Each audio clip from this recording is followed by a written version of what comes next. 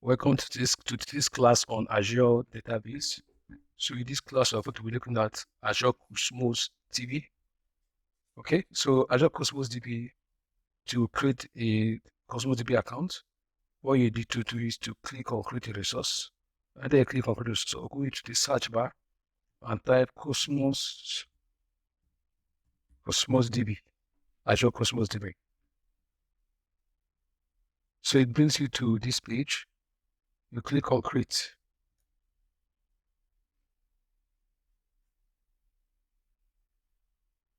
So Azure is a fully managed, Azure Cosmos DB is fully managed non-SQL relational database set for building scalable high-performance application. To start, you need to select the API to create a new account. So the API signal can be changed after account creation. That's all written here. Now on this for this lesson, we're going to be creating an Azure Cosmos DB for MongoDB, for existing MongoDB. We have our application already. We've written this application.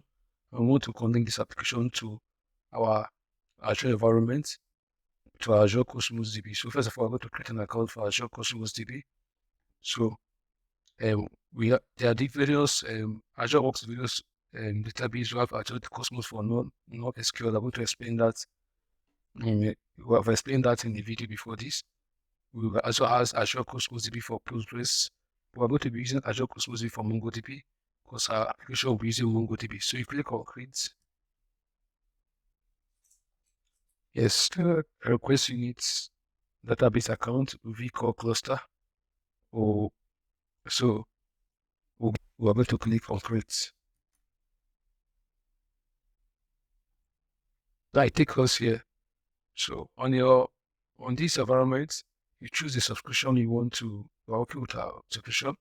You create a new resource group, go add an existing resource group for this our lesson. There's no resource group. So let's create an existing let's create a new resource group. Let's call it Azure demo DB. Click OK. So I'll give my instance a name and let me call it DB or relocation enable 1. Relocation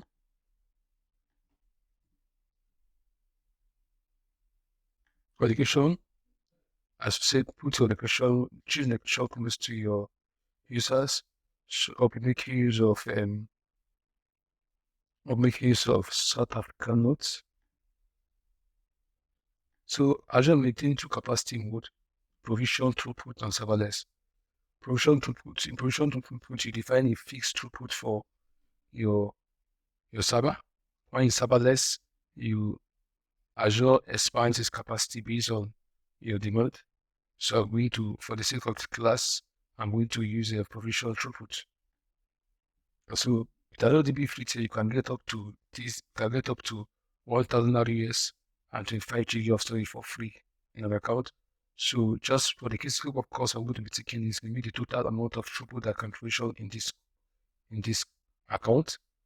Okay, apply free. Yes, I'm gonna apply this free service for 125 GB for free in the account. So you can enable this free on up to 1 account per subscription. Estimated $4 per month discount per account. So apply free tier discount. Yes, I want to apply that. The what version of your MongoDB do you want to work with?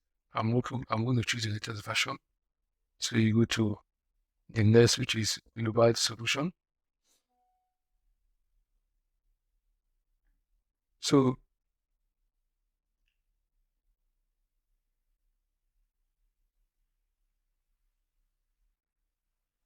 in Azure, you can also configure availability zone setting for your account. So we have dual redundancy. Dual redundancy, you want your data to be replicated across various zones in the world. So to do that, you can enable. Then multi-region writes. You want to write this. You want to write your data to different regions for redundancy purpose. You can enable, but this comes with a cost. So I'm going to disable and disable this. So networking. So you can define how you want your Azure, your MongoDB database to be connected. Uh, so you have three options. You want all networks to be able to connect to the database. You have your public endpoint selected network to be able to connect to the database. You have private network endpoint to connect to the database. I'm going to go with all networks. That does not mean that your database is just open to, it's just like a door in the public space. So you can also have keys to actually put a security layer in the public space. So for this is at all network, for the sake of this, for the sake of this lab, backup policy. So this is a policy for your backup. How do you want your backup to be? Do you want it periodically? Does backup is taken at periodic intervals? Or you want to provide backup within 7 days? That's 168 hours. And so when you put 7 days, you can restore data 7 days backward. This mode is available for free. So this particular 7 days is available for free. You have for 30 days, it means that you can restore data 30 days backward. This mode is also available for free. This 7 days available for free. So I'm going to use this for the sake of this. When you improve periodic, you define the intervals, the retention, your backup retention. Okay, for backup intervals, since you are still periodic, I want to maintain this for how many days? Retention. So how long do you want the Azure to hold your data? And then you have your backup storage redundancy. So you want to use redundancy so that your backup is replicated across and across the world. So redundancy, you want your backup to be to be replicated across those. You want it replicated locally. So, but for the sake of this, I'm going to be until 7 days. Encryption. So Azure encrypts your data first. So you can either define whether you want to use your own key for the encryption or you want Azure to just do the encryption for you. I'll go with the first option, key one service, and I will just tag and go to create and review. So let's create.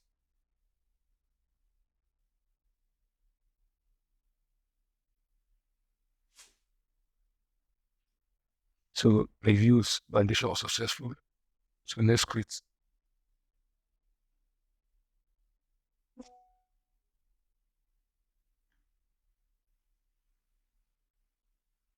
Deployment in progress.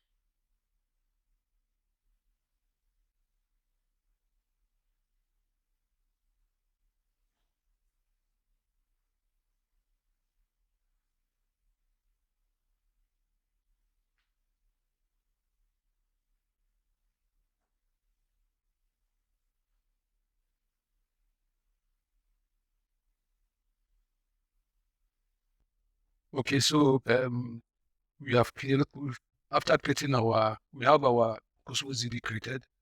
To view what we have created, you can let's go to Cosmos DB, let's see.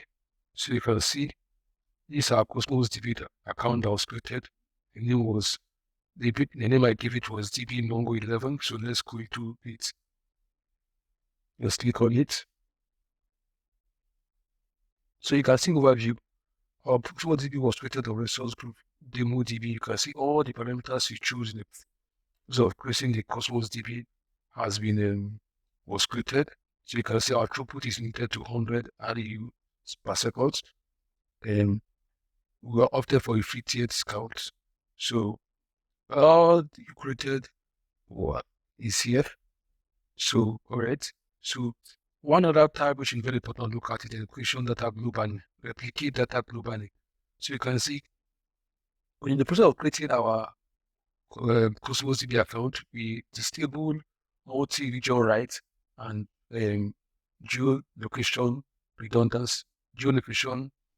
And also you can also create, you can also do enable that here. Because this is a global, this is a region, these are different regions where Azure will have Azure. So currently you can see our Azure server is on South African nodes. We can decide to replicate our data on other regions too. So for example, you click on this, you can see this has been added. We have North Africa, South North Africa and Brazil South. You can scroll through regions and decide to replicate your MongoDB data to different regions. So by ticking on them. So let me tick this as Northeast, Norway East. You can see this is East Asia. So if I scroll to the left, I'll have them all listed here. Now these three regions are not aware of each other. So there's behind the scene they are being synchronized.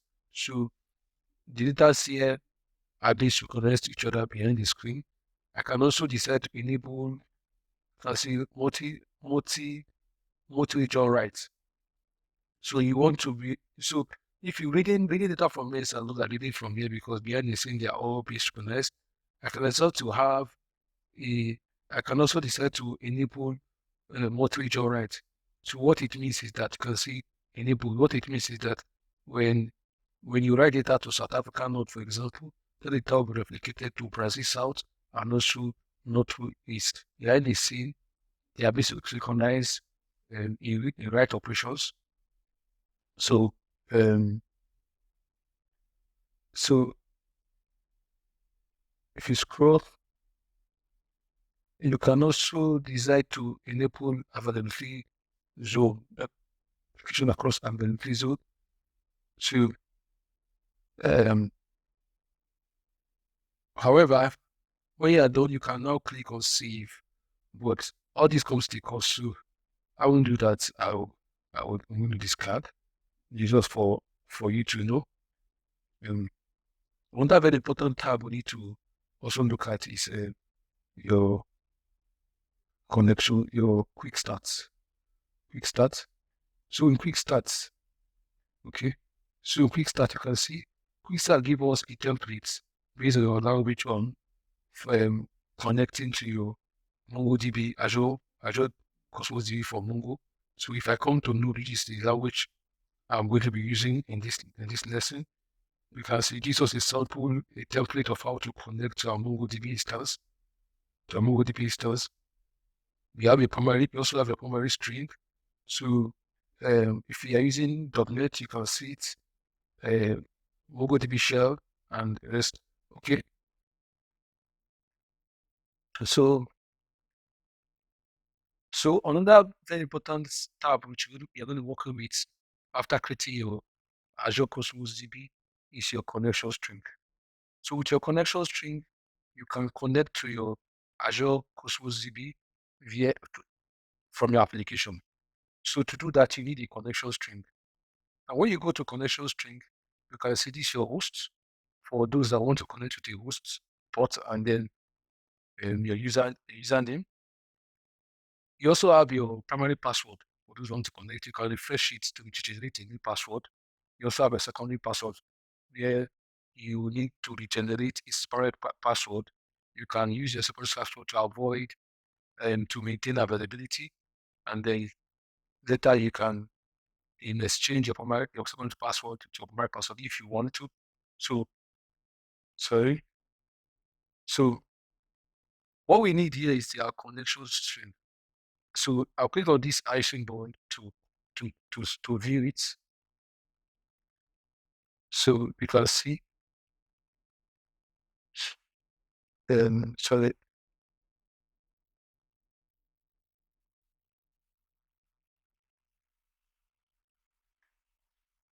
Okay, so what we need is our connection string. You can click on this I symbol to view primary connection string. As soon as you can read it, you then copy it. So our connection string has been copied, written in dot. I'll go to my application is written in Node.js. So you can see you have your server, you have your index which is the entry file, and it's written, your application is written on port. You can see process.env.port, which is your environment variables. So application is listening on port 5000. If I go to my utils, which is where I go to my connection to my database, you can see I'm using Mongoose, which is a Node.js library to connect to my database. At this point, I'm connected to my local database, which is process.env.local database. You can see the connection string here. So I'm going to exchange this for our Azure Cosmos DB. I'm going to paste our connection string here. So this is the port 10255. After this last line, you specify the collection you want to, the collection. So let me call it, you can use any collection of your own. I'm going to use tests, let me say test Azure, test Azure.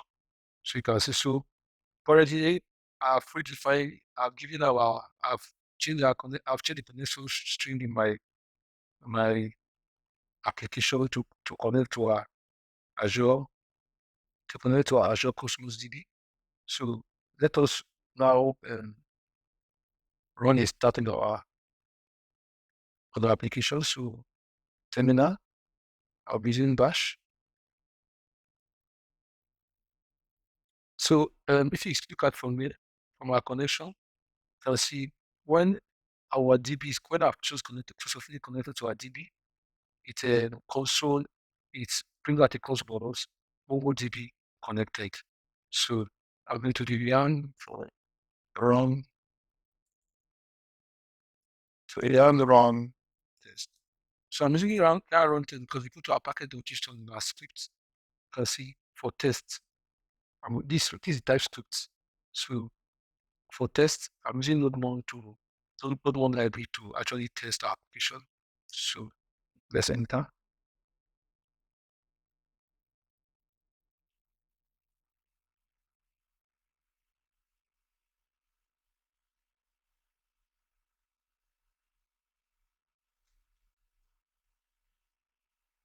So you can see as well as listening on port 5000, our DB is connected. So currently our application is connected to our Azure Cosmos DB.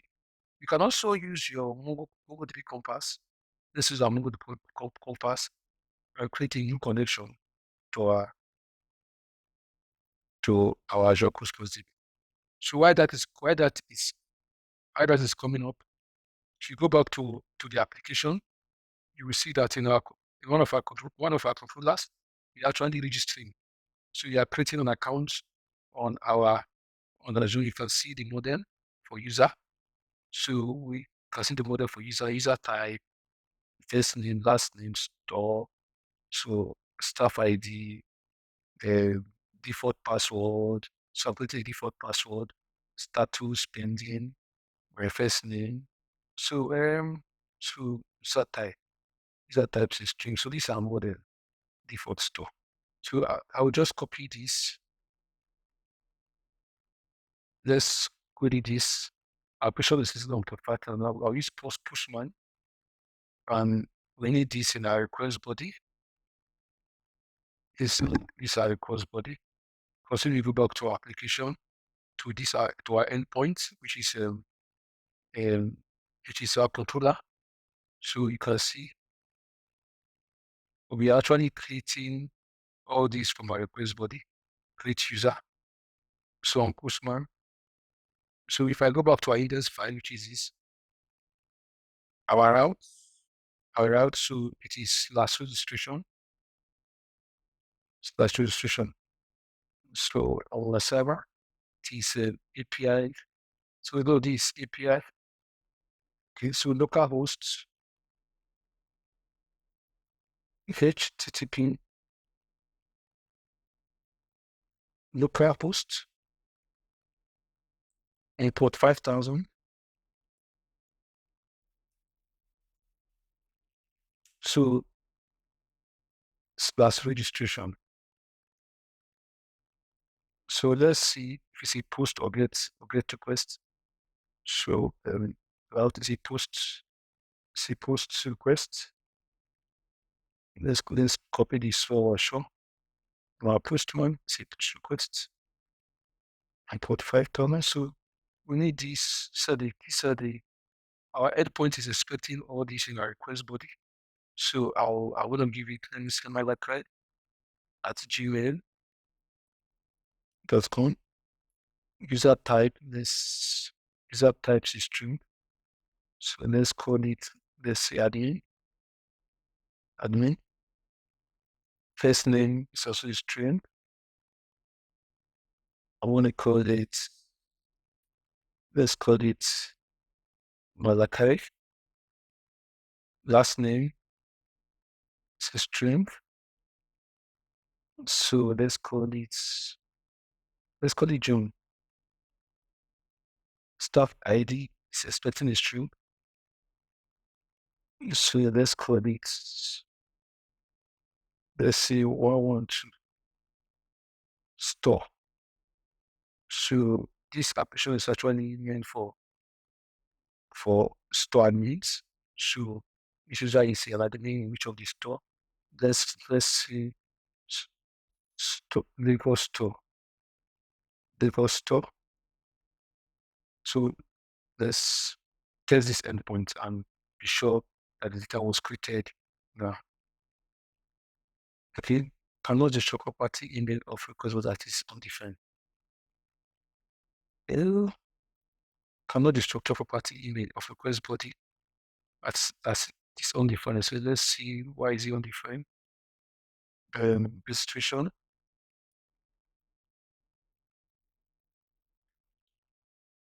email,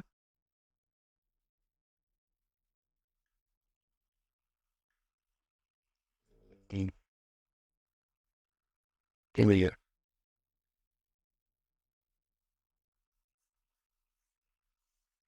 It's undefined. Why is it undefined? So let's do this. Let's come in. Let's console.log requests body. So let's see requests dot body. See?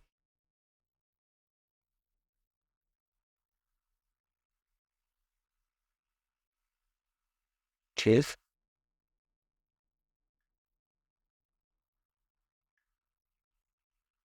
Okay, so request.body is undefined. In this server, let's test our this happens in connect our application our connection string. Let us test our application with the customer. So we've written all the details from customer.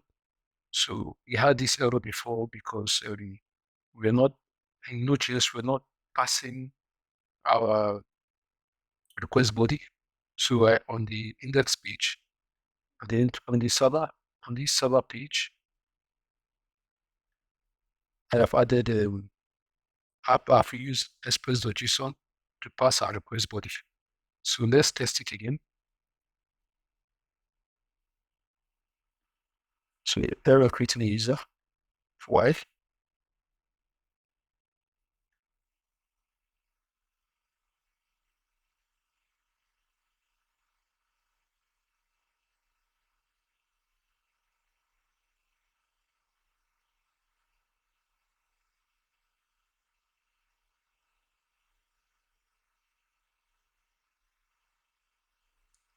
Okay, error is a validation field cast tree.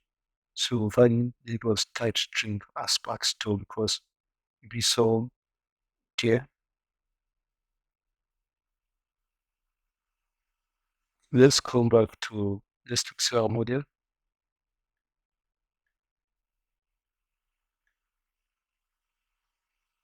Okay, so store is expecting another item. Okay, so let's move this. Let's bring this to. This was used to be the relationship. So let's try and points. Okay. So let's try it again. And see if it has finished filling them. So application is still good. Okay. So okay, so it doesn't. Our data has successfully created.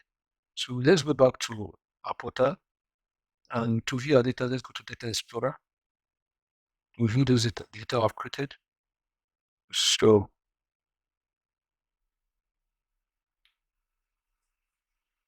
you can see our collection was test Azure. So let's go to test Azure. Our document name was docu. So let's see our document.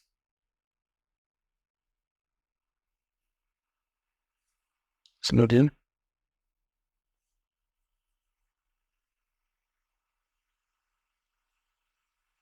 So you can see, can load more, you can see that it's our document that was created, object ID, which is exactly what we give out here, what we send for our application. So if you could have successfully connected our application to our MongoDB, to our Azure Cosmos DB, MongoDB, and then use Postman to query our endpoints in order to create a user. All right. So thank you.